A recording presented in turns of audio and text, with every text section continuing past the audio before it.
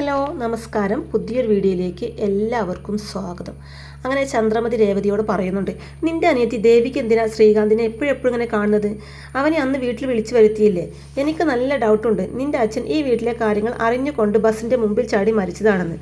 നിങ്ങളെയൊക്കെ ഈ വീട്ടിലേക്ക് കെട്ടിച്ചു വിടാൻ വേണ്ടിയിട്ട് എന്നൊക്കെ ചന്ദ്രമതി പറയുമ്പോൾ അപ്പോൾ രേവതി പറയുന്നുണ്ട്, എൻ്റെ അനിയത്തിയെ പറഞ്ഞാൽ പോലും ഞാൻ സഹിക്കും, പക്ഷേ എൻ്റെ അച്ഛനെ പറ്റി പറഞ്ഞാലുണ്ടല്ലോ, അച്ഛൻ ഞങ്ങൾക്ക് ദൈവത്തെ പോലെയാണ്. അച്ഛൻ ഇപ്പോൾ ജീവനോടെ ഉണ്ടായിരുന്നെങ്കിൽ ഞങ്ങളെ നല്ല നിലയിൽ കെട്ടിച്ചു വിട്ടേനെ എന്നൊക്കെ രേവതി ദേഷ്യത്തോടെ ചന്ദ്രമതിയുടെ മുഖത്ത് നോക്കി പറയുന്നുണ്ട് കേട്ടോ. പിന്നെ ഏതെങ്കിലും കരിമ്പ് ജ്യൂസ് ഉണ്ടാക്കുന്നവൻ്റെ വീട്ടിലോട്ടായിരിക്കും നിന്നെയൊക്കെ കെട്ടിച്ചു വിടുന്നത്. നിന്റെ അനിയത്തിയും അമ്മയും എൻ്റെ മോനെ എന്തിനാ വീട്ടിലോട്ട് കൂട്ടിക്കൊണ്ടു പോകുന്നത്? പൂ കെട്ടുന്ന ക്യാഷ് തികയുന്നില്ലെങ്കിൽ വേറെ വല്ല ജോലിയും നോക്കിക്കൂടെ? എന്തിനാ എൻ്റെ മക്കളെ വീട്ടിൽ വിളിച്ച് വരുത്തുന്നതെന്നൊക്കെ ചോദിക്കുന്നുണ്ട് ചന്ദ്രമതി രേവതിയോട്. തുടർന്ന് പറയുന്നുണ്ട്, നിന്റെ ഭർത്താവിൻ്റെ സപ്പോർട്ട് കണ്ട് നീ അധികം അഹങ്കരിക്കണ്ടടി, എപ്പോഴും അതുണ്ടാവില്ല, പറഞ്ഞേക്കാം എന്ന് കൂടി പറയുമ്പോൾ രേവതി പൊട്ടിക്കരഞ്ഞുകൊണ്ട് അവിടെ ഒന്നും പോവാണ് കേട്ടോ. ശേഷം അമ്മയും അനിയത്തിയും പൂ കെട്ടുന്ന ആ അമ്പലത്തിലേക്ക് എത്തുന്നുണ്ട് രേവതി. അവരോടൊന്നും മിണ്ടാതെ കുടത്തിൽ വെച്ച വെള്ളം എടുത്ത് തലയിൽ കൂടെ ഒഴിക്കാൻ രേവതി. അവിടെ വെച്ചിരിക്കുന്ന പ്രസാദം നെറ്റിയിൽ തേച്ച് നിലത്തുകൂടെ ഉരുളുന്നുണ്ട് കേട്ടോ.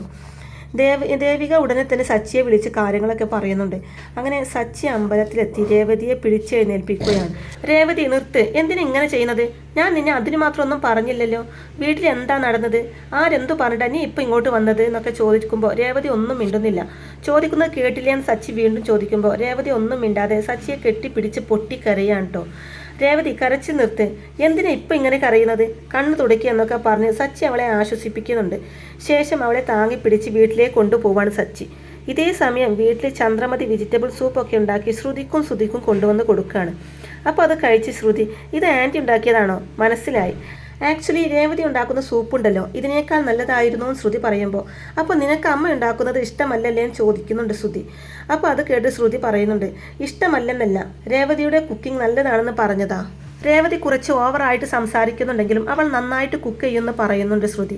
അതാണോ വലിയ കാര്യം? ഒരു സെർവൻറ്റിനെ വെച്ചാലും അവർ നന്നായി കുക്ക് ചെയ്യും. നിനക്ക് ഡാൻസ്, യോഗ, മേക്കപ്പ് അങ്ങനെ ഒരുപാട് ടാലൻ്റ് ഇല്ലേ ശ്രുതി? നിന്റെ മുമ്പിൽ ആ രേവതി ഒന്നുമല്ല ശ്രുതി പറയുമ്പോൾ കുക്കിംഗ് ഒരു നല്ല ടാലൻ്റ് ആണെന്ന് പറഞ്ഞു കൊടുക്കുന്നുണ്ട് കേട്ടോ ശ്രുതി.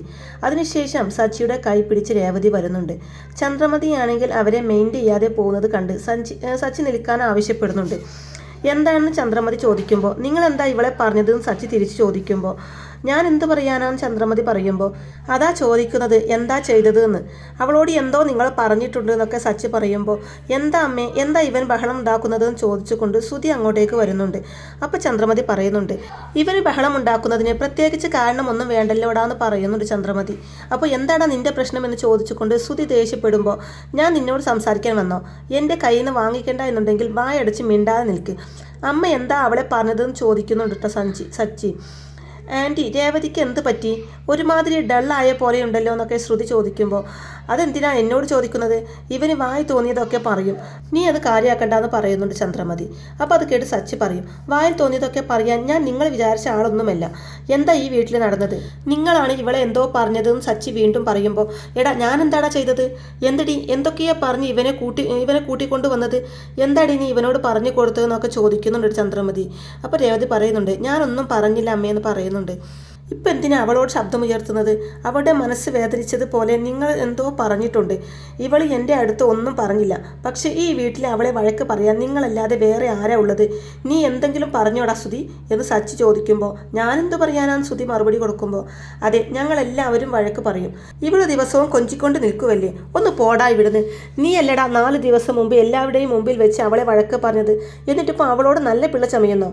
നീ പറയുന്ന പോലെയൊന്നും ഞങ്ങൾ അവളോടൊന്നും പറഞ്ഞിട്ടില്ല എന്ന് പറയുന്നുണ്ട് ചന്ദ്രമതി. അപ്പോൾ അത് കേട്ട് സച്ചി പറയുന്നുണ്ട്, ഞാൻ അവളെ എന്തെങ്കിലും പറഞ്ഞിട്ട് പോവും, അതൊന്നും നിങ്ങൾ ചോദിക്കണ്ട. പക്ഷേ നിങ്ങൾ അവൾ എന്തെങ്കിലും പറഞ്ഞാലുണ്ടല്ലോ, ഞാനത് ചോദിച്ചിരിക്കും. ഒരു തവണ അമ്പലത്തിൽ വെച്ച് ഞാൻ നിങ്ങളോട് പറഞ്ഞതാണ് ഇവളെ പറ്റി തെറ്റായ ഒന്നും പറയരുതെന്ന്. ആവശ്യമില്ലാത്ത പണിയാണ് നിങ്ങളിപ്പോൾ ചെയ്യുന്നതെന്നൊക്കെ സച്ചി പറയുമ്പോൾ, ഞങ്ങൾക്ക് എന്താ വേറെ പണിയില്ലേ? ഇവളെ പറ്റി പറയുന്നത് മാത്രമാണ് ഞങ്ങളുടെ ജോലി. തുടർന്ന് ശ്രുതിയോട്, ശ്രുതി, നിനക്ക് ഷോപ്പിങ്ങിന് പോകണമെന്ന് പറഞ്ഞതല്ലേ, നിങ്ങൾ വേഗം പോയി റെഡിയാവാൻ നോക്കുക എന്ന് പറയാണ്ട് ചന്ദ്രമതി. അത് കേട്ട് ശ്രുതിയെയും കൂട്ടി റൂമിലേക്ക് പോവാണ്. നൈസായിട്ട് ഒഴിഞ്ഞു മാറിയല്ലേ എന്ന് സച്ചി പറയുമ്പോൾ ഒന്ന് പോടാ വിടുന്നു എന്ന് പറഞ്ഞ് ചന്ദ്രമതി അവിടെ തന്നെ നിൽക്കുകയാണ് കേട്ടോ. രേവതി ടയേർഡായി തല ചുറ്റി വീഴാൻ തുടങ്ങുമ്പോൾ സച്ചി വന്ന് അവളെ താങ്ങി പിടിക്കുന്നുണ്ട്. നോക്കി നടക്കണ്ട രേവതി എന്ന് പറഞ്ഞ് സച്ചി അവളെയും കൂട്ടി റൂമിലേക്ക് പോവാണ് കേട്ടോ. അപ്പോൾ സച്ചിയുടെ കെയറിംഗ് ഒക്കെ കണ്ട് അത്ഭുതപ്പെട്ട് നിൽക്കുകയാണ് ചന്ദ്രമതി. ശേഷം സച്ചി റൂമിലെത്തി രേവതി എന്താ ഈ വീട്ടിൽ നടന്നത്, അമ്മ എന്താ നിന്നെ പറഞ്ഞത്, നീ ഇങ്ങനെ മിണ്ടാതെ നിന്നാൽ എന്താ അതിനർത്ഥം എന്നൊക്കെ ചോദിക്കുന്നുണ്ട് സച്ചി.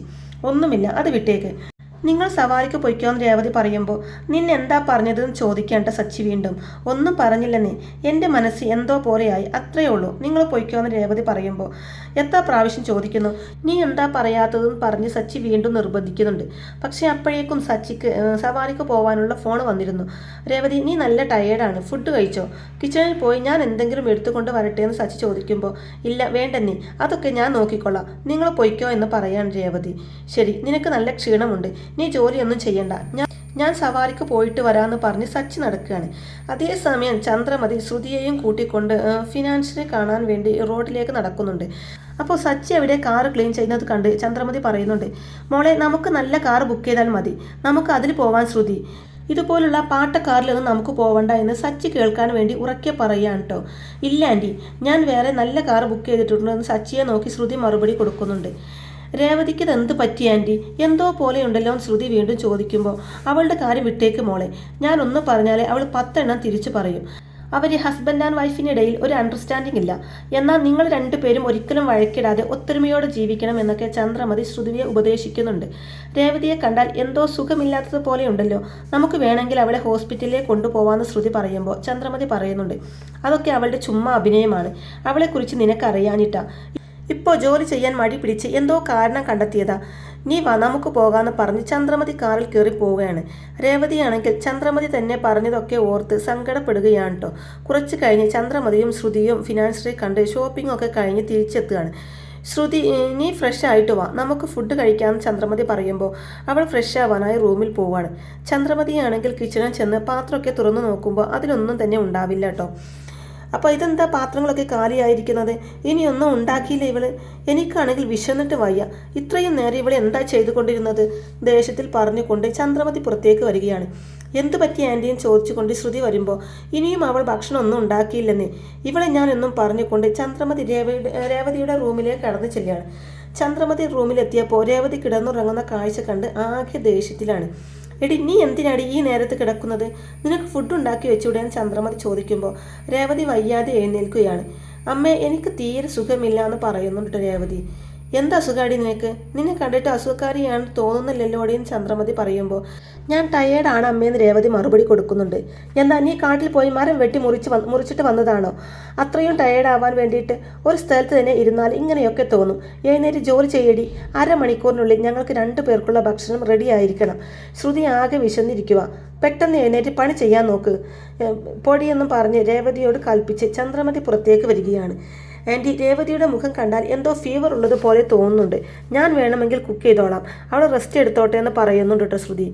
നീ എന്തിനാ മോളെ കുക്കൊക്കെ ചെയ്യുന്നത്, പിന്നെ അവൾ എന്തിനാ ഈ വീട്ടിൽ വെച്ചുകൊണ്ടിരിക്കുന്നത്, ചുമ്മാ അഭിനയിക്കുന്നത് അസുഖമൊക്കെ, നിന്റെ റേഞ്ചിന് നീ അവളോടൊന്നും മിണ്ടാനേ പാടില്ല, അവൾ ഈ പൂ കെട്ടുന്ന കുടുംബമാണ്, എന്നാൽ നിൻ്റേത് അങ്ങനെയാണോ, നിന്റെ അച്ഛൻ മലേഷ്യയിൽ വലിയ പണക്കാരനല്ലേന്ന് ചന്ദ്രമതി പറയുന്നത് കേട്ട് ശ്രുതി ആകെ വല്ലാതായി നിൽക്കുകയാണ് കേട്ടോ.